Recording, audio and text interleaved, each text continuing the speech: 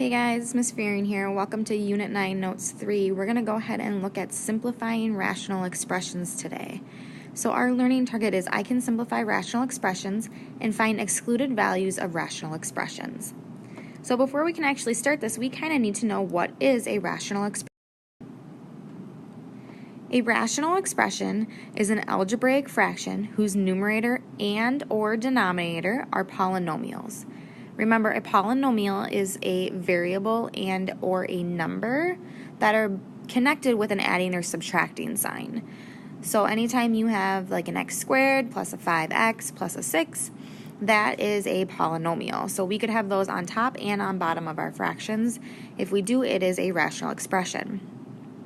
What we're going to go ahead and start out with is finding excluded values. So how do we find excluded values? Excluded values, first of all, are any value that we would plug into the denominator or into the variable in the denominator that would create a zero.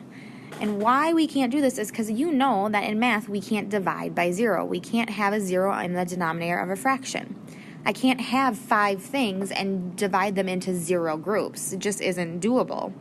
So an excluded value is going to be one that we would be able to plug into the denominator that would make our denominator 0. And how are we going to find those?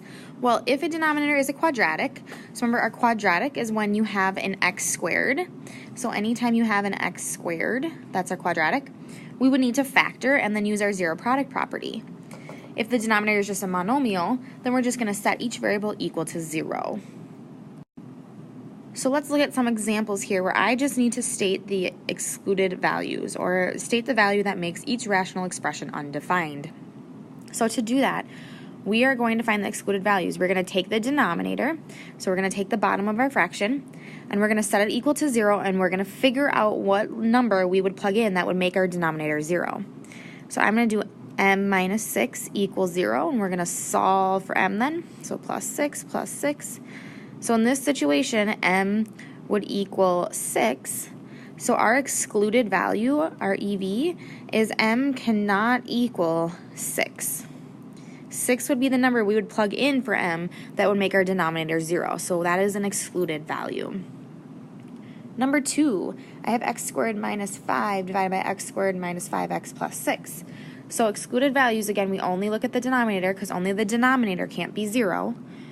And that gives me an x squared in there. That means that I have to factor. I got to use my x method. So I'm going to try to find the two numbers that multiply to 6 and add to negative 5. I am going to get negative 6 and 1.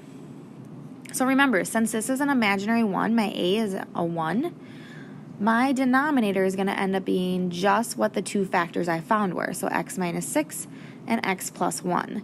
Those came from these two numbers right here. So I have 2 things in the denominator that I need to set equal to 0 and solve for. And x plus 1 equals 0. So in this situation, x would equal 6 and x would equal negative 1. So I have 2 excluded values. X cannot equal 6 and x cannot equal negative 1. If x equals those things, then my denominator would end up being a 0. So number 3 here, I have 16x plus 5 divided by 3x. This is a monomial here. There's just one term in the denominator. There's 3x, but we're still going to do the same thing. We're going to set it equal to 0, and we're going to solve for it. So we would usually divide by 3, divide by 3. So x would be 0. So our excluded value is x cannot equal 0. If I plug 0 in for there, I'd get 3 times 0, which would make that 0. Number 4 then, in my denominator, I have 4x squared y to the 5th. So that whole thing would equal 0. So you have to think to yourself, well, if I plug a 0 in for the x value, then the whole thing would be 0, because anything times 0 is 0. It's the same exact idea for the y value. If I plug a 0 in for there, then anything times 0 is 0. So in this situation, I have an excluded value for both my x and my y. My x cannot be 0. And my y cannot be 0. You need to make sure that you put both variables in for your excluded values. So make sure you don't forget one or the other. So we're going to go ahead and look at simplifying rational expressions now. To simplify, we're going to eliminate any common factors in the numerator and the denominator. So basically, there's a couple steps that are going to go into that. First thing we're going to do is simplify. The big thing you have to remember is that if there is an x squared, we're going to have to factor. Okay, we're going to have to use our x method, so we're going to have to factor. After you simplify then you want to find your excluded values. We're going to find our excluded values, remember, just like we did before, by taking the denominator and setting it equal to 0 and solving. And then we need to cross off anything on top and on bottom. Cross off things that are the same on top and on bottom. So that's going to give us our final answer then. So there's actually two parts to all of these questions. You're going to give me an answer that's simplified all the way down, and then you're going to give me the excluded values. I need to see both of them. So let's go ahead and look at number 5 here.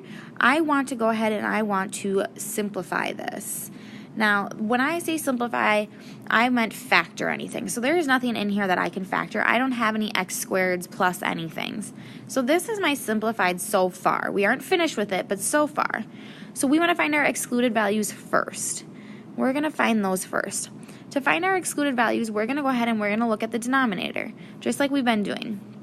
I have two variables in there. I have an x and I have a y. So I'm going to need to tell what x can't equal and what y can't equal. I know, like the one that we looked at before, that if I plug a 0 in for x, it's going to make the whole thing 0, and if I plug a 0 in for y, it's going to make the whole thing 0. So those are going to end up being my excluded values. So now I need to go ahead and I need to cross off anything that's the same on top and on bottom. So in this situation, we're going to look at our constants first, our coefficients first. So here's our coefficients right here. I have 32 and 4. If I divide those, I get 32 divided by 4, which is going to give me 8. And that's going to be on the top because the bigger number's on the top. So now I'm going to deal with my x to the 5th divided by my x's. Remember when we talked about this yesterday? We said that when we divide, bringing it on back, we subtract the powers. And we always do the bigger one minus the smaller one, and it goes where the bigger one was. So x to the 5th minus x, or divided by x to the 1 tells me 5 minus 1, which is 4. And the bigger of them was on top, so they're going to stay on top. I'm going to go ahead and I'm going to look at the y's then, and I'm going to do the same idea. So I have y squared divided by y to the 7th. We're going to do the bigger minus the smaller, so 7 minus 2, and that's going to go where the bigger one was. So that is going to be my final answer of fully simplified down. Number 6 then, we're going to find those excluded values because I don't have any factoring that I can do. So my excluded values, I have a c in the denominator and I have a b in the denominator, so I have to tell what they both can't equal. Well, just like before, if I plug a 0 in for c or a 0 in for b, those are going to give me a 0 in the denominator, so those are going to be my excluded values. Now I want to go ahead and I want to simplify. We're going to look at the coefficients out front, so 16 divided by 8 is going to give me 2. And then we're going to deal with our c's. Bigger minus smaller, so 3 minus 2 is 1, and that's on the bottom. The b's now, I have b to the 4th divided by b. So bigger minus smaller, 4 minus 1 is 3.